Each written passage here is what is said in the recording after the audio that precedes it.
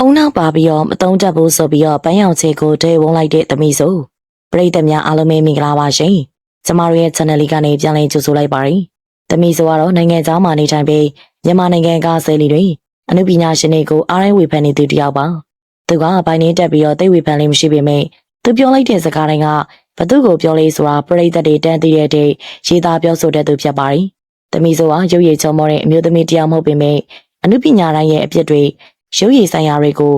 အမြဲပုတ်ခင်ပြောတဲ့သူတယောက်လေးဖြစ်ပါတယ်။အမြဲမတော်တဲ့ရှားတိုင်းကိုအမြဲဝင်ပြောတတ်တဲ့သမီးဆိုဟာအခုလေပန်းရောင်ချရဲ့လက်ဖက်စင်းလုပ်ရက်ကိုကြည့်ပြီးတော့တဲဝလာခဲ့ပြီလေဖြစ်ပါတယ်။ပန်းရောင်စင်ကအမြဲတမ်းလူတိုင်းနဲ့လိုက်လုံးညီထွေအောင်နေတတ်ပေမဲ့အခုတော့ပိုင်တကွန်ရဲ့လက်ထပ်ပွဲမှာ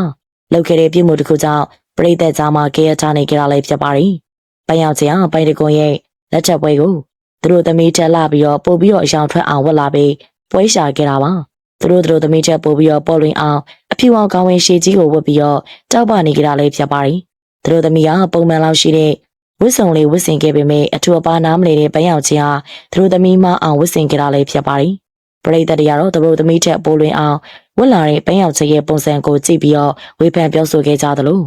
ပို့ပြီးတော့ကြရဲထားစီတာကတော့ပွဲမှာပြောခဲ့တဲ့စကားတွေကြောင့်ပါပဲ။ပန်းရောင်ချင်းကတော့ပွဲနေမှာပိုင်တကွန်းနဲ့အရန်ခင်နာကိုအကြောင်းပြပြီးတော့မပြောသင့်တဲ့စကားတွေကိုပြောဆိုခဲ့တာလေးဖြစ်ပါတယ်။ပန်းရောင်ချေကတော့သူများတွေမင်္ဂလာယူနေတဲ့အချိန်မှာလက်ဖက်စိမ်းမပုံစံလုပ်ပြီးတော့ပွဲဆူအောင်လုပ်ခဲ့တာပါပွဲကိုလာတဲ့လူများရှင်မှာပိုင်တကိုနဲ့သူနဲ့ဘလောက်တောင်မှရင်းနှီးလဲဆိုတာကိုထုတ်ဖော်ပြောလာခဲ့တာပါပိုင်တကိုနဲ့သူနဲ့ကြားမှာဘလောက်တောင်မှရင်းနှီးလဲဆိုရင်ပိုင်တကိုကချစ်သူကောင်မလေးကိုစီးဆက်ခွင့်တောင်းဖို့သူ့ကိုအရင်လာတိုင်ပင်နေထီပါပြီ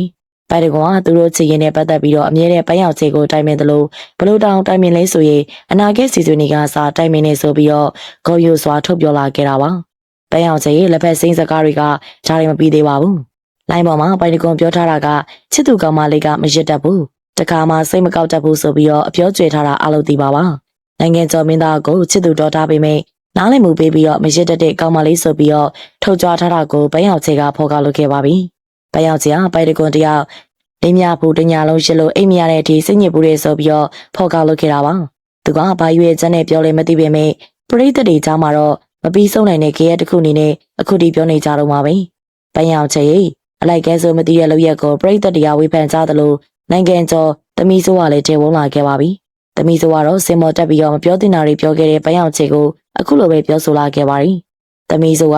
ငါမင်္ဂလာဆောင်လာပြီးတော့စင်မော်မှာ wedding speech ကိုစကားပြောရင်အသက်မထွက်ပဲတရုပ်ဆောင်ရင်တစ်စက်မှာကာရီတာမွေနဲ့ဟိုဆိုတော့တရုပ်ဆောင်မလို့အကျော်ရှိမပြီးနိုင်မစင်းနိုင်ဘိုင်းနေပြီးတော့စိတ်ပြင်းနေပြေရက်ပြောနေလို့ကတော့မိုက်ဆွဲလူပြီးတော့ကွက်ကနေခောက်ချလိုက်ပါငါတဲ့ပိုးတောက်ပါအောင် bright ground အဖြူကြီးဝတ်လာခြင်းလဲအပြုံးတူတွေပြုံးပြမနေဘူးနော်လူဆိုတာစပဲတူနေလို့မရဘူးအရှိသုံးပါးနဲ့အလိုက်ကန်းဆိုးလဲတီးဖို့အတွက်တင်ယူထားတဲ့နေဆိုပြီးတော့ပြပြတသားပြောဆိုကြတာလည်းဖြစ်ပါတယ်သမီးဆိုကတော့ပန်းရောင်ချေကိုအုံနောက်ပါပြီးတော့မတုံးတတ်ဘူးဆိုတာကိုအားလုံးသိအောင်ထုတ်ပြောခဲ့တယ်လို့ထင်မိတဲ့ရေးသားတွေကြောင့်ပရိသတ်တွေလည်းအားရကျေနပ်မှုရှိကြတာအမှန်ပါပဲရှင်